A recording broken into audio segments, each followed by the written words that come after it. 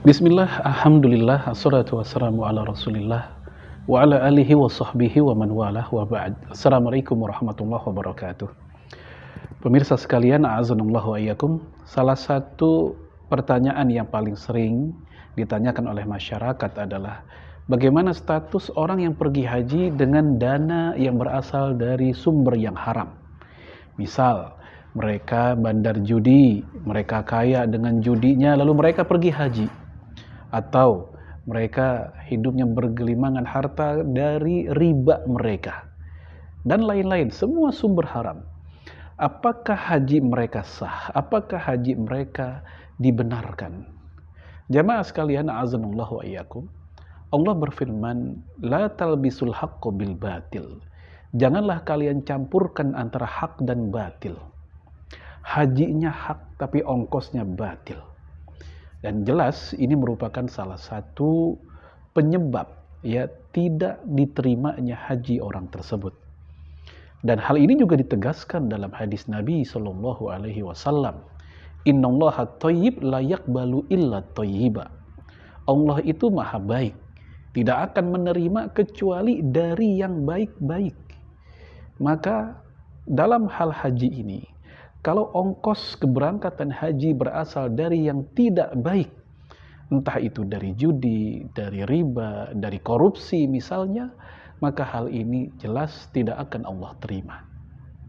Kita lihat penjelasan para ulama.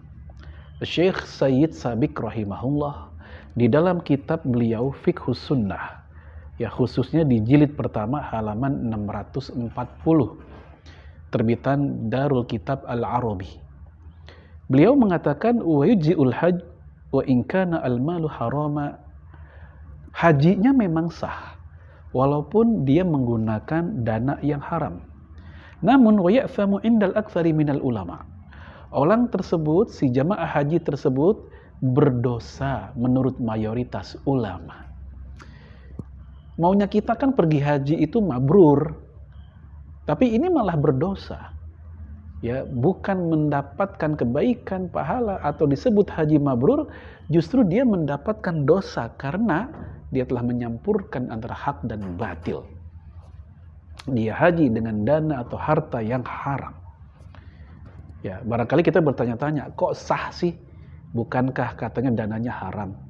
Ya, para ulama mayoritas mengapa mereka mengatakan sah? Karena memang bisa jadi orang yang hajinya pakai duit haram tersebut, mungkin rukun-rukunnya sudah terpenuhi. Wajib-wajib hajinya sudah terpenuhi.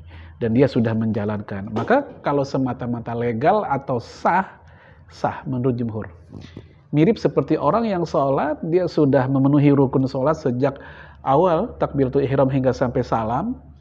Dia pun juga sudah bersih, tidak ada najis, dia sudah wudhu, menghadap kiblat, nutup aurat, sah. Walaupun ternyata dia sholat menggunakan peci dari hasil mencuri.